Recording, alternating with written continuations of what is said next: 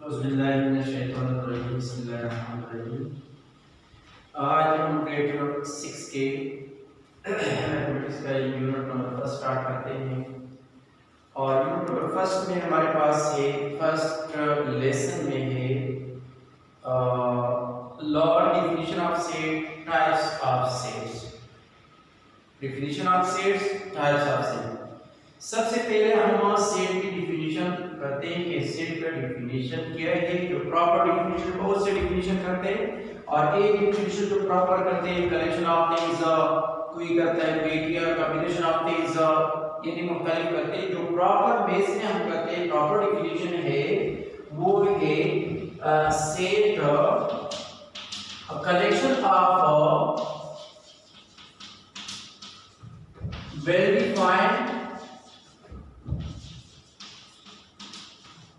well defined and distinct object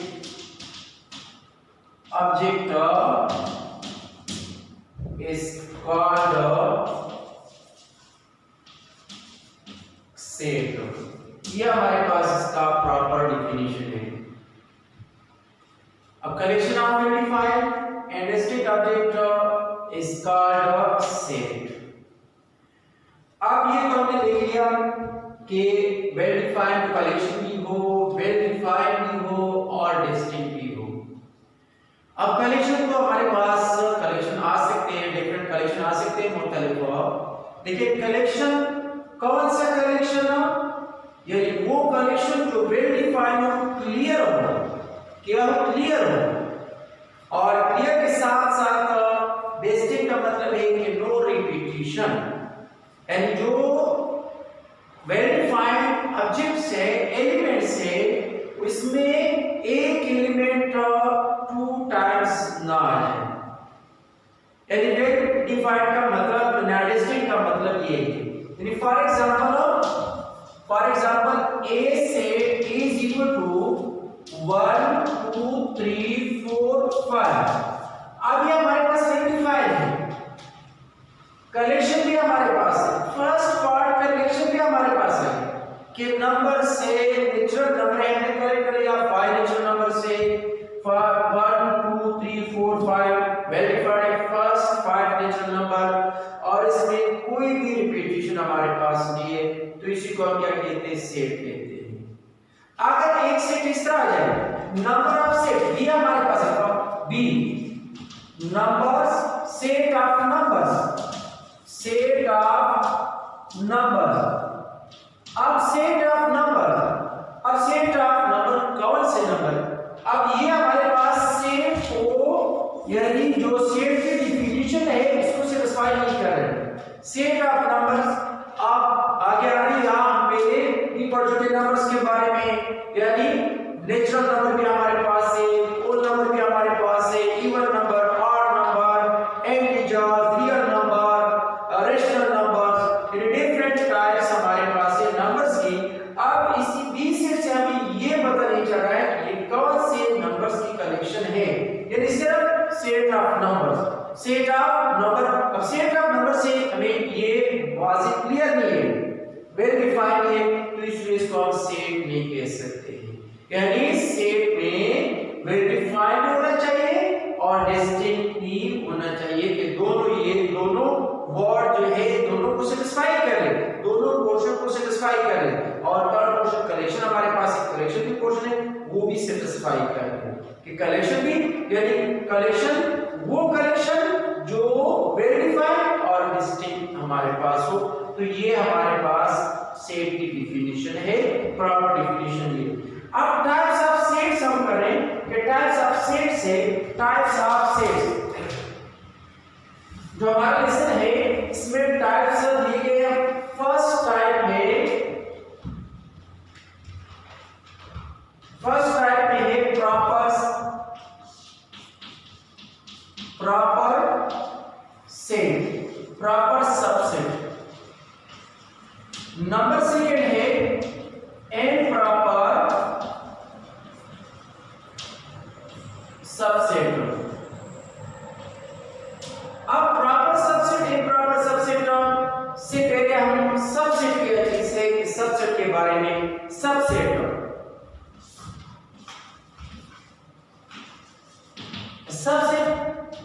if A and B are two sets, A is called a subset of B if all the elements, if all the members or elements of, if all the members of set A contain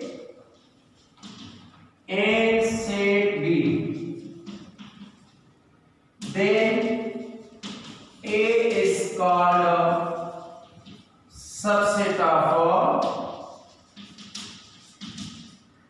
B. A is called subset of B. यानी subset में if all the element if A and B are two sets, A B two sets हमारे पास है, A is called, then A is called subset of set B if all the members of set A contain in set B, then A is called subset of B. A को B का subset कहते हैं, denoted by A subset of B। यानी symbolically हम इसको इस तरह लिखते हैं, ये हमारे पास सबसेट है, ये सिंबल जो है ये सबसेट की सिंबल है, सिंबॉलिकली हम इसको इस तरह लिखते हैं। यदि प्रॉपर इम्प्रॉपर से पहले हमने सबसेट का ये डिफाइन करना, सबसेट को डिफाइन करना जरूरी है, क्योंकि हमें पता चले कि सबसेट क्या है, बाद में हम प्रॉपर सबसेट और इम्प्रॉपर सबसेट की बात करते हैं। अब प्रॉपर सबसेट तो हमने कर लिया, अब इसी सबसेट के टू टाइप्स है, वो टू टाइप्स हमारे पास ये टू टाइप्स है, ये टू टाइप्स है, एक है प्रॉपर सबसेट, एक है इम्प्रॉपर सबसेट। इम्प्रॉपर सबसेट में इम्प्रॉपर सबसेट, अब इम्प्रॉपर सबसेट की डिफिनेशन करते हैं। इम्प्रॉपर सबसेट में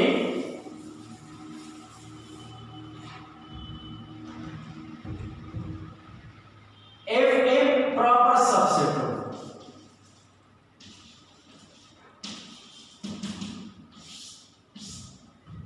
if A subset of B,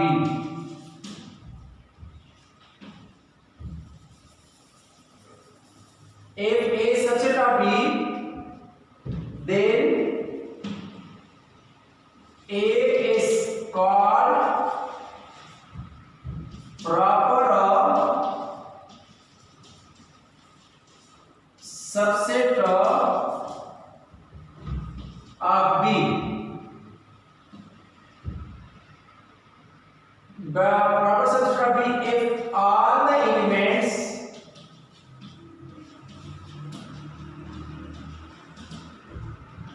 of set A contain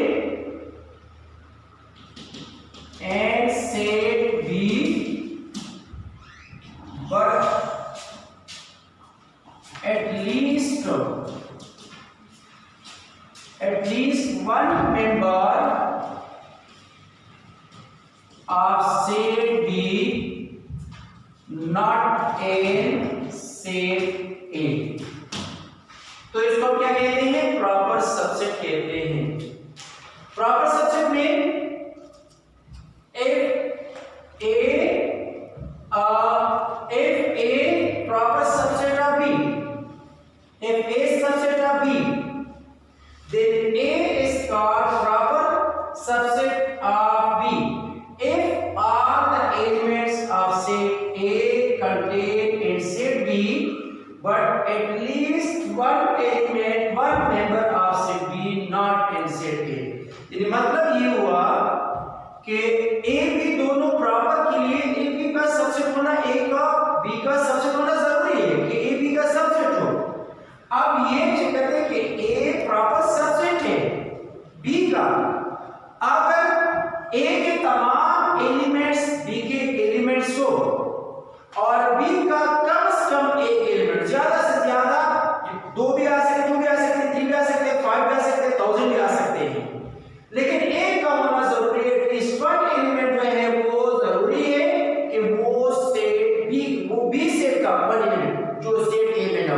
for example a is equal to 1 2 3 and b is equal to 1 2 3 4 5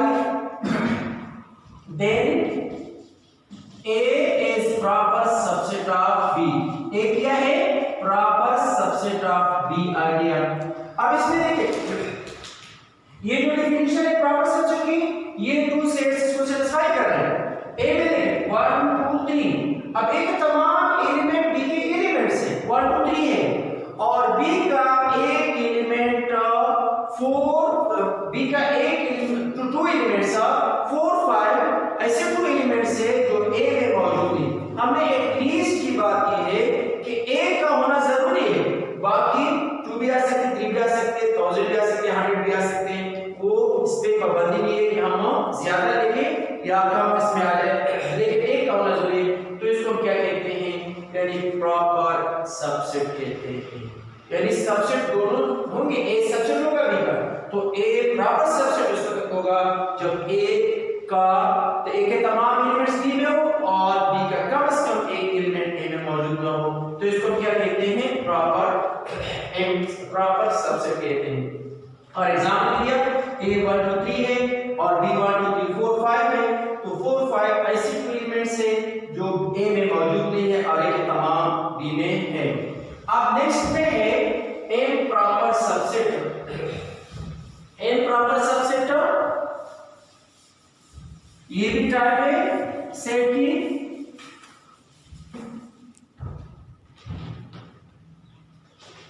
improper subset में if a is subset of b, improper subset में if a is subset of b then a is equal to b।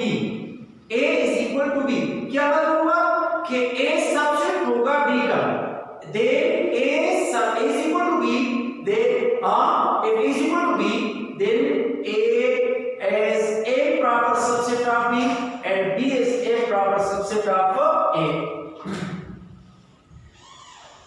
improper subset इसके हम बहुत से definition कर रहे हैं, मुख्तलिफ उसमें मुख्तलिफ डेफिनेशन है जो हम कर रहे हैं। वो है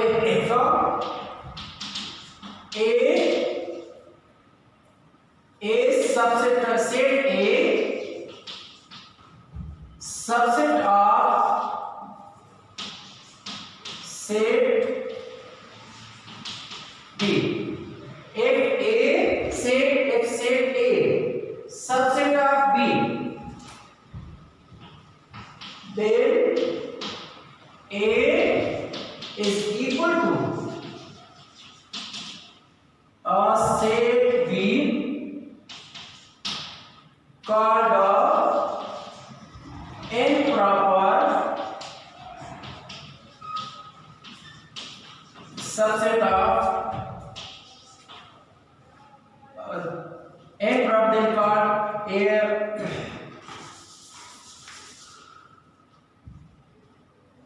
called a is improper subset of set b।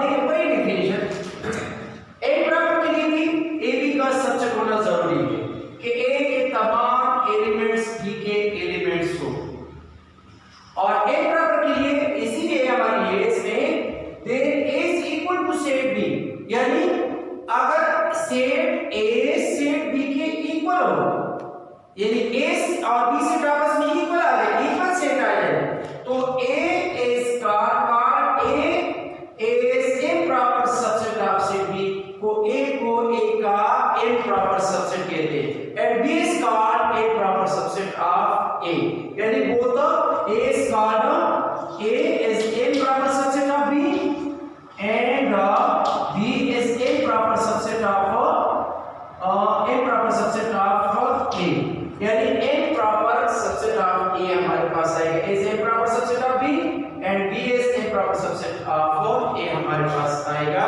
तो ये इसका सिंबॉलिकली हम इस तरह देखते हैं, यानी मतलब ये है कि improper subset में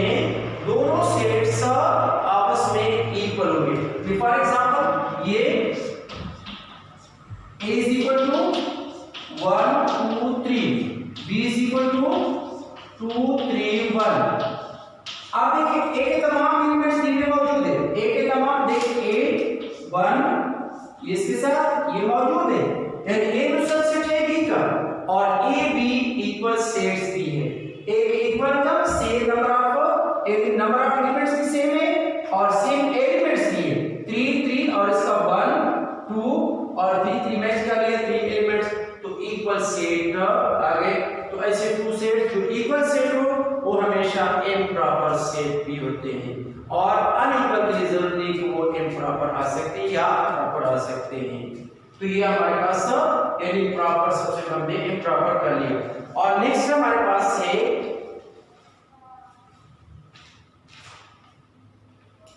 finite set and infinite set. आज के लेसन में फाइनाइट और इनफाइनाइट भी है।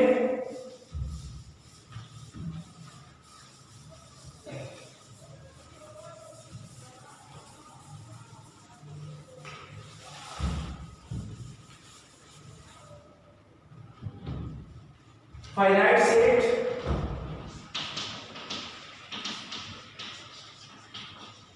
And infinite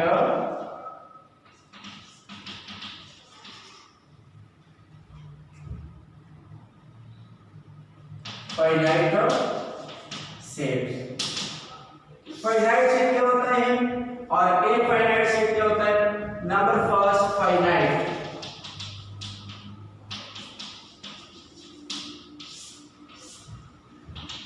a set has fixed number of elements called finite set। अब वो सेट जिसके फिक्स नंबर ऑफ एलिमेंट्स हो और इसका यूनिक भी हो तो इसको क्या कहते हैं? यानी काउंटेबल मींस के काउंटेबल हो, हम काउंट कर सकते हैं तो इसको क्या कहते हैं? फाइनाइट सेट कहते हैं। For example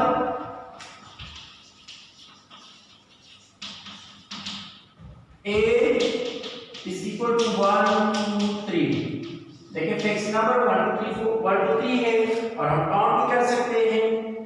B set of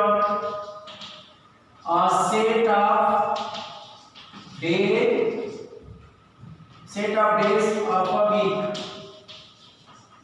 हफ्ते के दिनों के नाम ये भी हम काउंट कर सकते हैं 7 डेज से। यानी संडे मंडे का हम काउंट कर सकते हैं ना। तो set of days of a week यानी हफ्ते के दिनों के नाम set of first, set of C और set of first 10 even numbers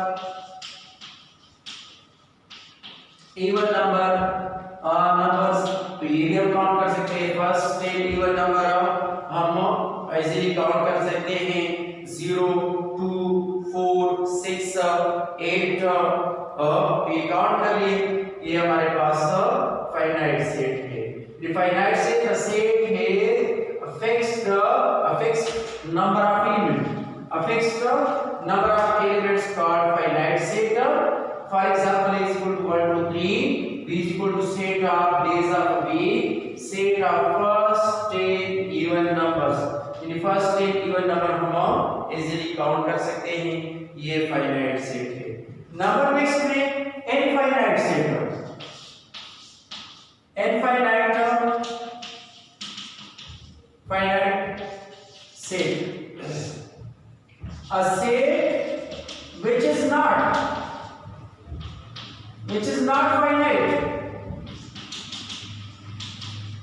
finite called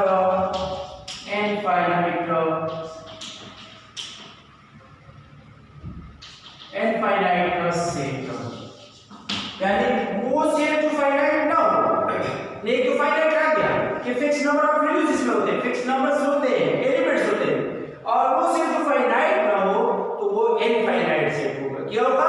वो इनफाइनाइट सेट होगा। यानी कि for example a is equal to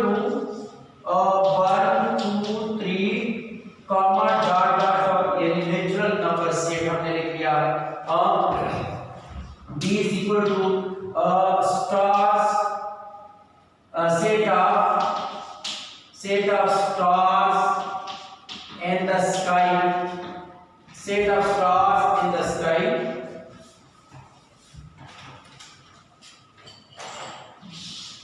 Set of stars in the sky, यानी स्टार इन द स्काई हम count इसको नहीं कर सकते, तो ये हमारे पास इनफाइनाइट सेट है, या set of natural number, set of natural numbers, अब सेट ऑफ नेचुरल नंबर हम काउंट नहीं कर सकते इजीली, तो सी को हम इनफाइनाइट सेट कर। इनफाइनाइट में जिसमें हमारे पास फिक्स नंबर होते हैं, फिक्स और काउंटेबल भी होते हैं, उसको फाइनाइट कहते हैं, और इनफाइनाइट जो काउंटेबल नॉन काउंटेबल हो, इनफाइनाइट सेट ना हो, इसको इनफाइनाइट सेट कहते हैं। क्या कहते हैं इसको? इनफाइनाइट का सेट कहते हैं। और नेक्स्ट टॉपिक है, नेक्स्ट है नल सेट और एम्प्टी सेट। नल सेट और empty set.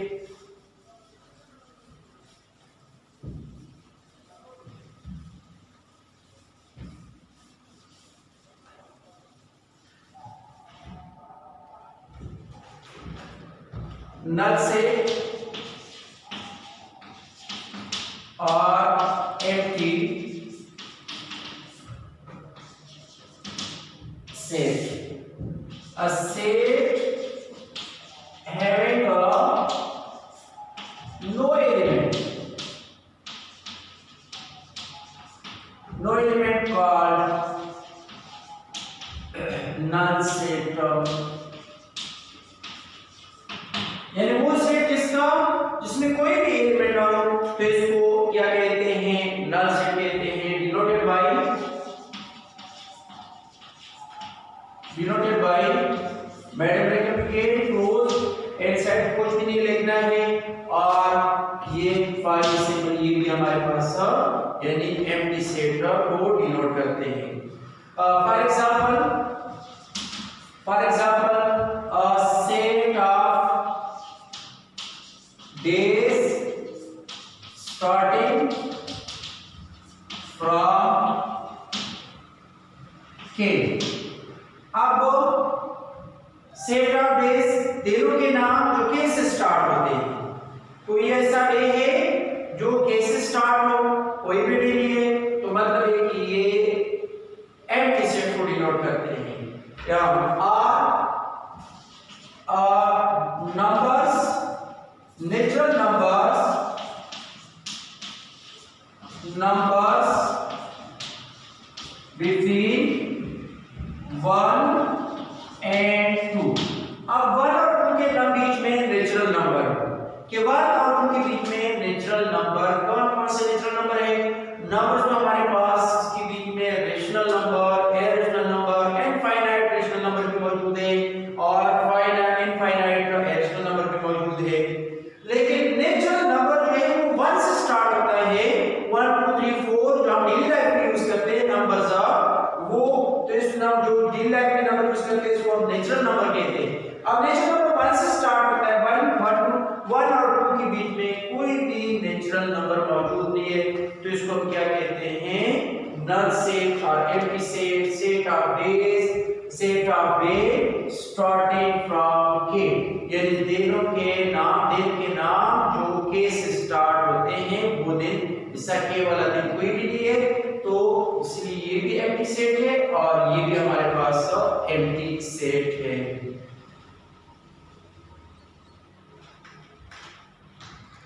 Next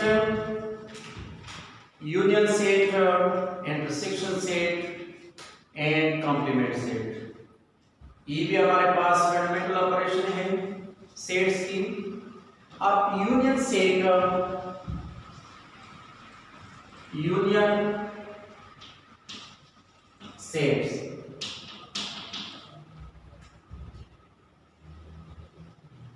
if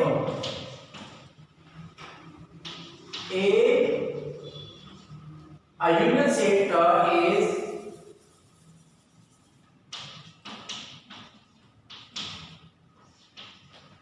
a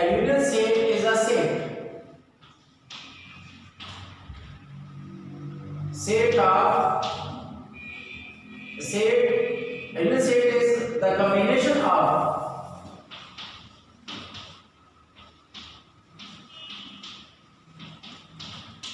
combination of set A or set B or both A and B. A union set is the combination of set A or set B or both A and B. यानी union set to set हमारे पास है A B का A और A B और both A and B denoted by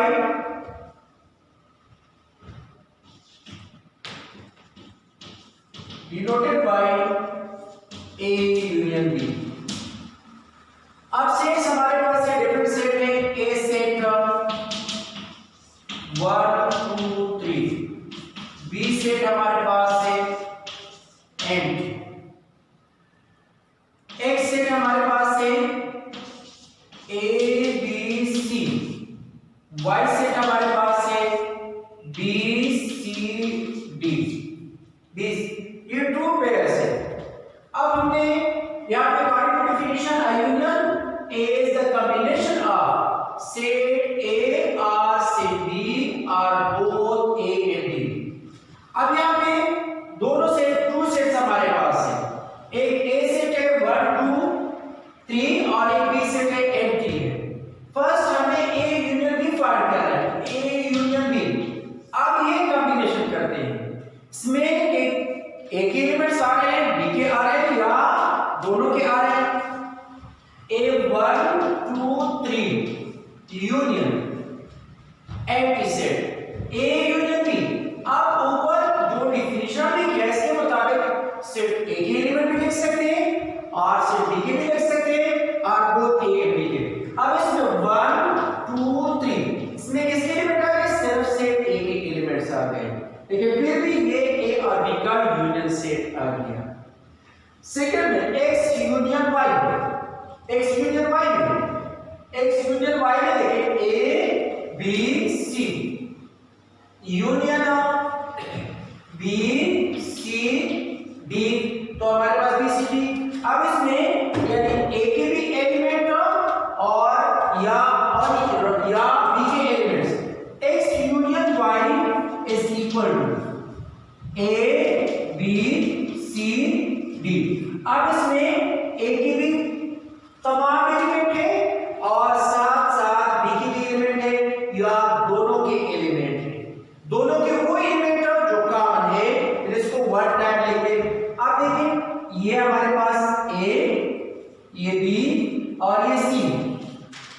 अब इसमें भी A के एलिमेंट न B के एलिमेंट C के एलिमेंट और D के एलिमेंट और जो कॉमन एलिमेंट है हमने इसको वन टाइम डिक्लेयर करना है। सिर्फ वन टाइम डिक्लेयर होगा, टू टाइम, क्योंकि डिफिनेशन प्रॉपर्टी सेट की कि सेट में हम रिपीटिशन नहीं कर सकते। डेस्टिंग ऑब्जेक्ट जो है यहाँ पे हमने वो डेस्टिंग का वर्ड जो है इसी के मुताबिक काम कर लिया कि हमने जो बी सी जो है ए की भी है बी की भी है वन टाइम डिक्लेयर कर लिया, वो ए का भी कंसीडर होगा बी का भी कंसीडर होगा। तो इसको हम क्या कहते हैं, यूनियन ऑफ टू सेट्स कहते हैं। क्या कहते हैं, union of two sets. Next में intersection of two sets, intersection of two sets,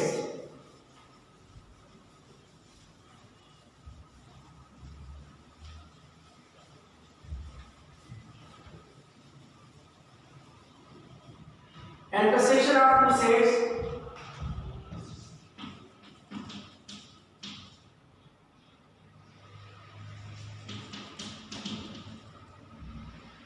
of two sets,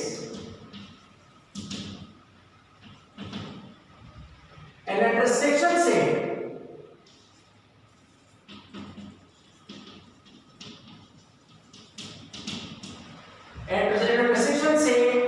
the common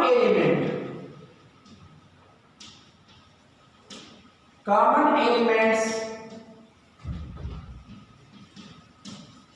of A and B, A और बी के कॉमन एलिमेंट्स लेते हैं। टू सेट से वो टू सेट जनरल फॉर्म में हमने एक ए बी, क्योंकि ए बी फर्स्ट में आते हैं तो एक सेट ए हमारे पास है और एक सेट बी।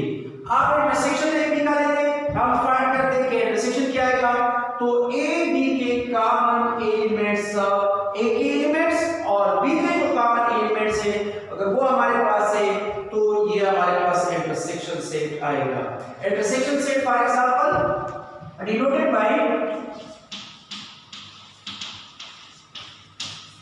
ए इंटरसेक्शन बी, यानी एन टाइप है लेकिन एन इसको एन नहीं कहते हैं, एन टाइप का ये इसको इंटरसेक्शन का सिंबल है A intersection B. For example A is equal to 1 2 3, B is equal to antiset X is equal to 1 2 3, Y is equal to 2 4 5। ये टू सेट से टू पेयर्स ऑफ सेट में एक A B है और एक X Y है। First find करते हैं ए इंटरसेक्शन बी फाइंड करते हैं according to definition of 1 2 3 symbolical mathematical form में इस तरह लिखते हैं A set intersection of B set का एलिमेंट ऑफ सेट लिखते हैं। अब ए इंटरसेक्शन बी यानी इंटरसेक्शन से the common element of A and B, set A and set B. अब ए और बी में देखिए कॉमन एलिमेंट नॉन कॉमन है, कॉमन है नहीं दोनों में, तो ना ए के एलिमेंट बी में है ना बी का कोई भी एलिमेंट ए में है, तो इसी कॉमन एलिमेंट तो इसका इंटरसेक्शन क्या आएगा, एंटी सेट आएगा। इंटरसेक्शन क्या आएगा, यानी एंटी सेट होगा। और X U X intersection of Y में एक्स इंटरसेक्शन 1 2 3 इंटरसेक्शन वाई 2 3 4 2 3 4 2 4 5 2 4 5 है। तो अब इन दोनों का इंटरसेक्शन हमने इंटरसेक्शन सेट फाइंड करना है। इंटरसेक्शन ए इंटरसेक्शन के element right elements common elements of A and B, A और बी के कॉमन एलिमेंट्स, ए बी के कॉमन एलिमेंट्स क्या है, यानी टू कॉमन एलिमेंट है तो ये 2 यहां पे आएगा, तो इसको हम क्या कहते हैं, इंटरसेक्शन सेट कहते हैं। तो टू सेट्स हो और इसका इंटरसेक्शन सेट फाइंड करना है, तो इंटरसेक्शन सेट के एलिमेंट्स वो एलिमेंट्स होंगे जो ए की भी एलिमेंट हो और बी की भी एलिमेंट हो। अगर एक एलिमेंट बी में ना तो उसको इंटरसेक्शन में नहीं लिख सकते, वो सिर्फ हम यूनियन में कर सकते हैं, इंटरसेक्शन में नहीं कर सकते हैं। कॉम्प्लीमेंट और नेक्स्ट टॉपिक है कॉम्प्लीमेंट, लास्ट टॉपिक है आज के लेसन का।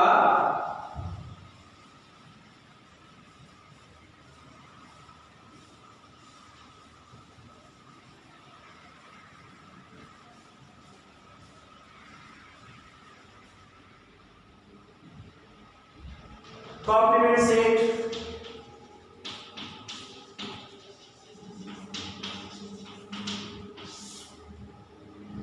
complement set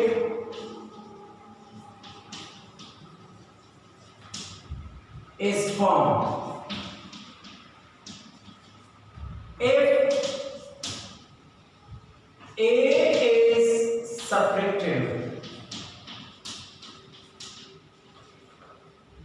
from universal set. A is subtracted from universal set, denoted by complement is denoted by